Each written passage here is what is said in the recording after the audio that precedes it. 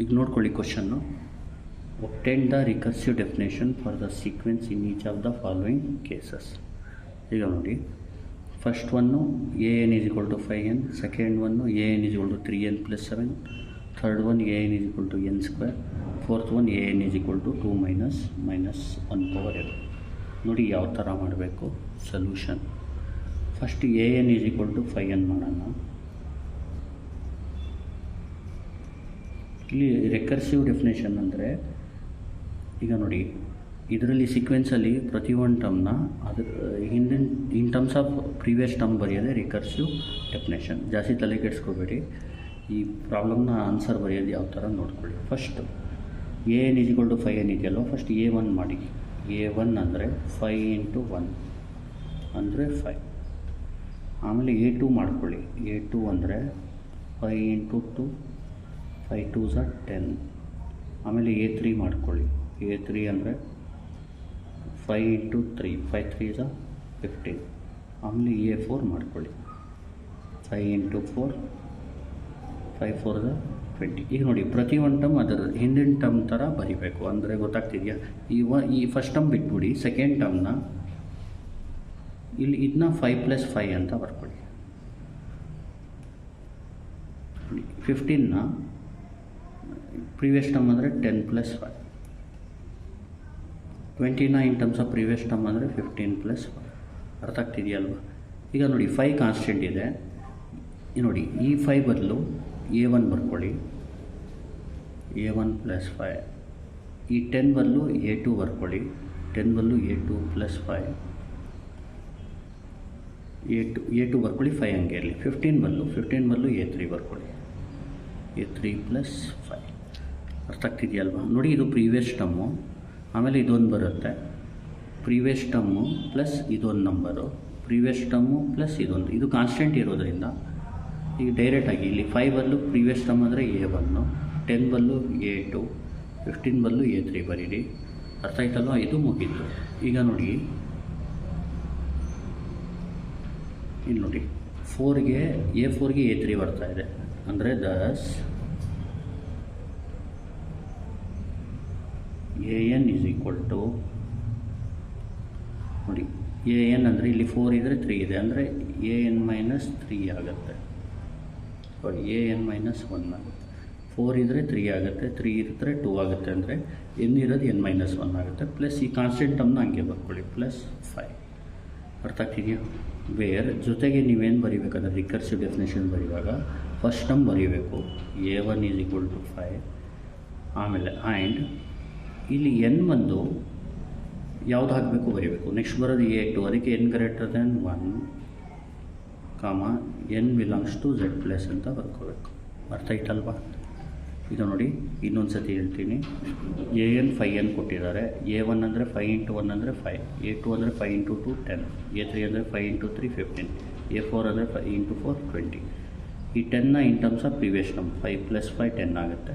15ನ in terms of previous term 10 + 5, 20ನ in terms of previous term 15 + 5.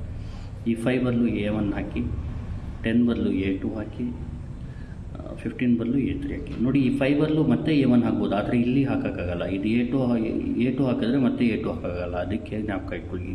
ಇದ್ರ ಬದಲು ಮಾತ್ರ a1 ಹಾಕಿ, ಈ 5ನ ಹಂಗೆ ಇಟ್ಕೋಬೇಕು. 10 ಬದಲು a2 ಹಾಕಿ +5, 15 ಬದಲು a3 ಹಾಕಿ +5, ಅಂದರೆ an ಏನಾಗುತ್ತೆ, an - 1 + 5 ಆಗುತ್ತೆ. ಅರ್ಥ ಆಗ್ತಿದೆಯಾ? ಈಗ ನೆಕ್ಸ್ಟು ಸೆಕೆಂಡ್ ಪ್ರಾಬ್ಲಮ್ ಮಾಡೋಣ. an is equal to 3n + 7. ಇದು ಸೇಮ್ ಇದೇ ಥರ ಈಸಿ ನೋಡ್ಕೊಳ್ಳಿ.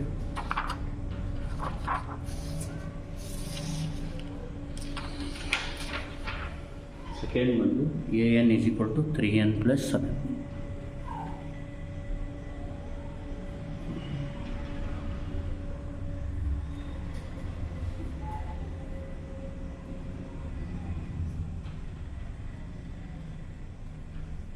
ಇದು ನೋಡಿ ಫಸ್ಟ್ a1 ಮಾಡ್ಕೊಳ್ಳೋಣ. a1 ಅಂದರೆ 3 × 1 + 7, ಅಂದರೆ 3 × 1 + 7 ಅಂದರೆ ಏನಾಗುತ್ತೆ, ಅಥವಾ 3 × x + 7 ಅಂದರೆ ಕ್ಯಾಲ್ಕುಲೇಟ್. ಎಕ್ಸ್ ಎಗ್ದಲ್ಲಿ 1 ನೋಡಿದ್ರೆ 10, ಇದು 10 ಬರುತ್ತೆ. a2 3 × 2 + 7. ಇಲ್ಲಿ ಕ್ಯಾಲ್ಕುಲೇಟ್ ಹೊಡೆದು ಎಕ್ಸಾಗಲ್ 2 ಹಾಕಿದ್ರೆ 13 ಬರುತ್ತೆ. ನೆಕ್ಸ್ಟ್ A3 ಕ್ಯಾಲ್ಕುಲೇಟ್ ಹೊಡೆದು ಎಕ್ಸಾಗಲ್ 3 ಹಾಕಿದ್ರೆ 16 ಬರುತ್ತೆ.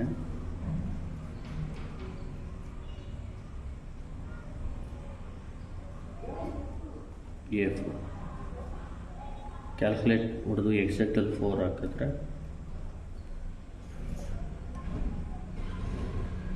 19 ಬರುತ್ತೆ. ಈಗ ಈ 13ನ ಪ್ರೀವಿಯಸ್ ಟರ್ಮ್ ಥರ ಬರೆಯೋದು ಯಾವ ಥರ ಅಂದರೆ 10 + 3. ಅದೇ ಥರ 16ನ ಪ್ರೀವಿಯಸ್ ಟರ್ಮ್ ಥರ ಬರೆಯೋದು ಯಾವ ಥರ 13 + 3. 19ನ ಪ್ರೀವಿಯಸ್ ಟರ್ಮ್ ಥರ ಬರೆಯೋದು ಯಾವ ಥರ 16 + 3. ಈಗ ನೋಡಿ 10 ಬದಲು ಏನಂತ ಹಾಕ್ಕೊಳ್ಳಿ A1 + 3. 13 ಬದಲು A2 ಹಾಕ್ಕೊಳ್ಳಿ A2 + 3. 16 ಬದಲು A3 ಹಾಕ್ಕೊಳ್ಳಿ A3 + 3. ಇಲ್ಲೇ ಗೊತ್ತಾಗತ್ತೆ A4 ಇದ್ದರೆ A3 ಬರ್ತಾ ಇದೆ, A3 ಇದ್ದರೆ A2 ಬರ್ತಾ ಇದೆ, A2 ಇದ್ದರೆ A1 ಅಂದರೆ ದಸ್ AN ಅಂದರೆ AN - 1 ಬರುತ್ತೆ. ಈ +3 ಕಾಮನ್ ಆಗಿ ಕಾನ್ಸ್ಟೆಂಟ್ ಇರುತ್ತೆ +3. ಆಮೇಲೆ ಏನು ಮಾಡಿ ಅಂದರೆ ವೇರ್ A1ನ ಬರ್ಕೊಳ್ಳಿ. A1 ವ್ಯಾಲ್ಯೂ ಎಷ್ಟು 10. ಆಮೇಲೆ ಆ್ಯಂಡ್ ಇಲ್ಲಿ n ಬಂದು >1 ತೊಗೊಳ್ಳಿ ಅಂತ ಹೇಳಿಬಿಟ್ಟು n ಬಿಲಾಂಗ್ಸ್ ಟು Z+ ಅಂತ ತೊಗೊಳ್ಳಿ. ಯಾಕಂದರೆ A2 A3 A1 value starting ಕೊಡಬೇಕು. ಇದು ಬೇಸಿಕ್ ಕೇಸು, ಇದು ರಿಕರ್ಸಿವ್ ಕೇಸ್. 1 ಜಾಸ್ತಿ ಮಾಡ್ಕೊಂಡು ಹೋಗ್ಬೋದು. ಗೊತ್ತಾಗ್ತಿದೆಯಾ? ಅಂದರೆ >1 ಅಂದರೆ 2 ಹಾಕ್ಬೋದು, 3 ಹಾಕ್ಬೋದು, 4 ಹಾಕ್ಬೋದು, ಆ ಥರ. ನೆಕ್ಸ್ಟ್ ಬಂದು 3ನೇ ಕ್ವಶನ್ನು. ಇದು ಗೊತ್ತಾಯ್ತಲ್ವಾ? AN = 3n + 1. Same similar problem last problem ಇತ್ತಲ್ಲ ಆ ಥರ. ಈಗ ನೆಕ್ಸ್ಟ್ ಮೂರನೇದು AN = n².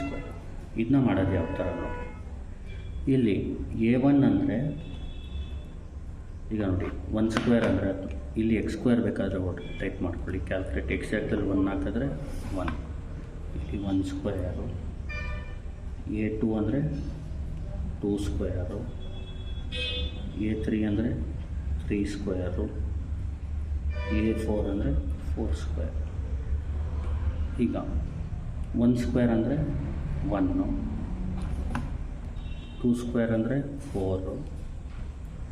ಕ್ಯಾಲ್ಕುಲೇಟ್ ಎಕ್ಸಾಕ್ಟಲ್ಲಿ 3 ಹಾಕಿದ್ರೆ 3² ಅಂದರೆ 9, 4² ಅಂದರೆ 16. ಅರ್ಥ ಆಗ್ತಿದೆಯಾ? ಈಗ ನೋಡಿ ನಾವೇನು ಮಾಡಬೇಕಂದ್ರೆ ಈಗ ಪ್ರತಿ ಒಂದು term in terms of previous term ಬರ್ಕೋಬೇಕು. ಈಗ ಏನು ಮಾಡೋಣ, ಇದು A1 ಬಿಟ್ಬಿಡಿ, A2ನ in terms of previous term ಬರೀತೀನಿ ಅಂದರೆ 4ನ 1 + 3 ಅಂತ ಬರ್ಕೋಬೇಕು. ಏನಂತ ಬರ್ಕೋಬೇಕು? 1 + 3. 9ನ ಪ್ರೀವಿಯಸ್ ಟರ್ಮ್ ಥರ ಬರೀಬೇಕು ಅಂದರೆ 4 + 5. 16ನ ಪ್ರೀವಿಯಸ್ ಟರ್ಮ್ ಥರ ಬರೀತೀನಿ ಅಂದರೆ 9 + 7. ಈಗ ನೋಡಿ ಅಬ್ಸರ್ವ್ ಮಾಡಿ, ಇದು ಪ್ರೀವಿಯಸ್ ಟರ್ಮು, ಆದರೆ ಇಲ್ಲಿ 3, 5, 7 ಇದು ಕಾನ್ಸ್ಟೆಂಟ್ ಇಲ್ಲ. ಇಲ್ಲಿ ಕಾನ್ಸ್ಟೆಂಟ್ ಪ್ರೀವಿಯಸ್ ಟರ್ಮ್ ಜೊತೆಗೆ ಕಾನ್ಸ್ಟೆಂಟ್ ಟರ್ಮ್ ಬರ್ತಿತ್ತು. ಇಲ್ಲಿ ಆ ಥರ ಇಲ್ಲ, ಬೇರೆ ಬೇರೆ ಬರ್ತಾಯಿದೆ. ಅದಕ್ಕೆ ಏನು ಮಾಡಬೇಕು, ಈ 2 ಇದೆಯಲ್ಲ ಎನ್ಗೆ, ಈ ಎನ್ಗೆ ಲಿಂಕ್ ಮಾಡಬೇಕು. 3ನ ಇನ್ ಟರ್ಮ್ಸ್ ಆಫ್ 2 ಬರೆಯೋದು ಯಾವ ಥರ ನೋಡಿ, ರಫ್ ವರ್ಕ್ ಇದು. 3 = 2 × 2 - 1. 5ನ 2 × 3 - 1 ಬರೀಬೋದು. 7ನ 2 × 4 - 1 ಬರೀಬೋದು. ಇದು ರಫ್ ವರ್ಕು, ಎಕ್ಸಾಮಲ್ಲಿ ಬರೆಯೋಕ್ಕೆ ಹೋಗ್ಬಿಡಿ. ಇದನ್ನ ಅರ್ಥ ಆಗ್ತಿದೆಯಾ? ಈಗ ನೋಡಿ ಇದು ಎಕ್ಸಾಮಲ್ಲಿ ಬರೆಯೋಕ್ಕೆ ಹೋಗ್ಬೇಡಿ. ಇಲ್ಲೇನು ಮಾಡಿ, ಫಸ್ಟ್ A1 ಅಂದರೆ A1 1 ಅಂದರೆ A1 + 3ನ 2 × 2 - 1 ಬರ್ಕೊಳ್ಳಿ. 4 ಅಂದರೆ A2, 5ನ 2 × 3 - 1 ಬರ್ಕೊಳ್ಳಿ. 9 ಅಂದರೆ A3, 7ನ 2 × 4 - 1 ಬರ್ಕೊಳ್ಳಿ. ಈಗ ಅಬ್ಸರ್ವ್ ಮಾಡಿ ಯಾವ ಥರ ಇದು ಆಗ್ತಾಯಿದೆ ಅಂತ. ದಸ್ AN = ಈಗ ನೋಡಿ ಇಲ್ಲಿ ಅಬ್ಸರ್ವ್ ಮಾಡಿ, 4 ಇದ್ದರೆ 3 ಇದೆ, ಅಂದರೆ 3 ಇದ್ದರೆ 2 ಇದೆ, ಅಂದರೆ n ಇದ್ದರೆ n-1, n ಇದ್ದರೆ an-1 ಆಗ್ತಾಯಿದೆ. ಪ್ಲಸ್ ಇಲ್ಲಿ ನೋಡಿ ಈ 2 ಇದೆಯಲ್ಲ, ಇದು ಕಾನ್ಸ್ಟೆಂಟ್ ಇದೆ, ಈ 2 ಇದು ಕಾನ್ಸ್ಟೆಂಟು, ಈ 1 ಕಾನ್ಸ್ಟೆಂಟ್, -1 ಕಾನ್ಸ್ಟೆಂಟ್, ವೇರಿ ಆಗ್ತಾ ಇರೋದು ಇದು 2 3 4. ನೀವೇನು ಮಾಡಿ ಇಲ್ಲಿ ನೋಡಿ, A4 ಇದ್ದರೂ 2ನೇ, A3 ಇದ್ದರೂ 2ನೇ, A2 ಇದ್ದರೂ 2ನೇ, 2ನ ಹಂಗೆ ಬರ್ಕೊಳ್ಳಿ. ಈ ಬ್ರಾಕೆಟಲ್ಲಿ ಇದೆಯಲ್ಲ ಅದು 4 ಇದ್ದರೆ 4 ಬರ್ತಾಯಿದೆ, 3 ಇದ್ದರೆ 3 ಬರ್ತಾಯಿದೆ, ವೇರಿ ಆಗ್ತಾಯಿದೆ, 2 ಇದ್ದರೆ 2, ಅಂದರೆ ಇದು A4ಗೂ 2ನೇ, 3ಗೂ 2ನೇ, 2ಗೂ 2ನೇ. ಆದರೆ ಇಲ್ಲಿ ಒಳಗಡೆ ಬ್ರ್ಯಾಕೆಟಲ್ಲಿ 2 ಇದ್ದರೆ 2, 3 ಇದ್ದರೆ 2 ಇಲ್ಲ, ಬೇರೆ ಚೇಂಜ್ ಆಗ್ತಾಯಿದೆ, 4 ಇದ್ದರೆ 4 ಆಗ್ತಾಯಿದೆ. ಅದಕ್ಕೆ ನೀವೇನು 2 × n, ಅರ್ಥ ಆಗ್ತಿದೆಯಾ? ಇದಕ್ಕೆ n ಹಾಕ್ಕೋಬೋದು, ಯಾಕಂದರೆ 4 ಇದ್ದರೆ 4 ಇದೆ, 3 ಇದೆ 3 ಇದೆ, 2 ಇದೆ 2 ಇದೆ, ಅರ್ಥ ಆಗ್ತಿದೆಯಾ? ಇದ್ಯಾಕೆ n ಹಾಕಲ್ಲ ಅಂದರೆ ಇಲ್ಲಿ ಯಾವಾಗಲೂ 2 ಇದೆ, ಅದಕ್ಕೆ 2n ಅಂತ ಬರೀರಿ ಇದಕ್ಕೆ. ಆಮೇಲೆ ಇದು ಯಾವಾಗಲೂ -1 ಇರೋದ್ರಿಂದ -1, ಇದು an ಆಯಿತು. ಆಮೇಲೆ ಏನು ಮಾಡಬೇಕು, ವೇರ್ ಫಸ್ಟ್ ಟರ್ಮ್ ಬರ್ಕೊಳ್ಳಿ ಮಾಮೂಲಿ, a1 ಅಂದರೆ 1 and n > 1, n belongs to z plus ಮಾಮೂಲಿ ಬರೀರಿ, ಇಷ್ಟೇ ಅದು ಆಯ್ತಲ್ವ. ಈಗ ನೆಕ್ಸ್ಟು 4th one ಮಾಡೋಣ. 4th one ಬಂದು an is equal to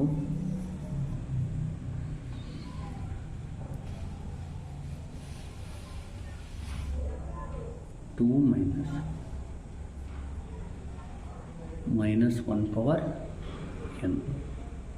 ಈಗ ನೋಡಿ ಫಸ್ಟು a1 1, 2 -1 ಪವರ್ a2 ಮಾಡೋಣ, 2 -1 ಪವರ್ 2 a3 ಮಾಡೋಣ, 2 -1 ಪವರ್ 3 a4 ಮಾಡೋಣ, 2 -1 ಪವರ್ 4 ಡಾಟ್ ಡಾಟ್ ಡಾಟ್. ಈಗ ಇದಕ್ಕೆ ಏನು ಮಾಡೋದು, ಕ್ಯಾಲ್ಸಿಲ್ ಟೈಪ್ ಮಾಡ್ಕೋಬೋದು.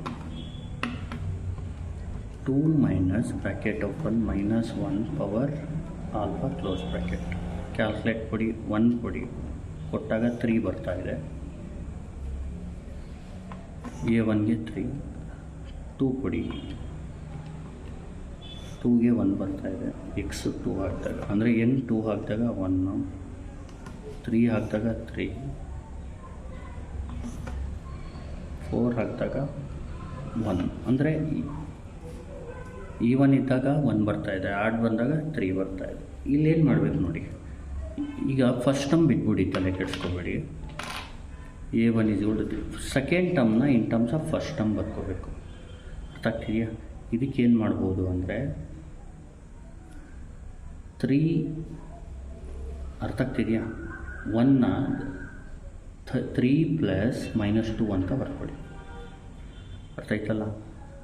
ಸೆಕೆಂಡ್ ಟರ್ಮ್ನ in terms of first term ಅಂದರೆ ಇಲ್ಲಿ 1 ಇದೆ, 3 ಪ್ಲಸ್ ಆಫ್ -2 ಮಾಡಿದ್ರೆ 1 ಬರುತ್ತೆ ನೋಡಿ, 3 ಪ್ಲಸ್ ಆಫ್ -2 ಮಾಡಿದ್ರೆ 1 ಬರುತ್ತೆ.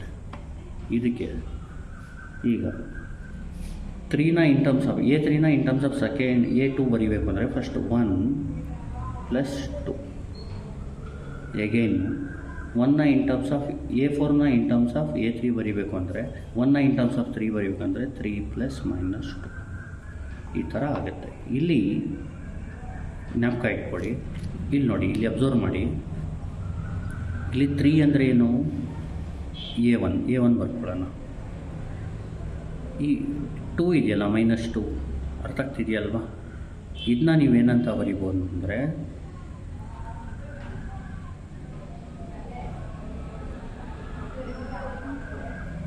ಪ್ಲಸ್ -2ನ 2 × -1 ಅಂತ ಬರ್ಕೊಳ್ಳಿ.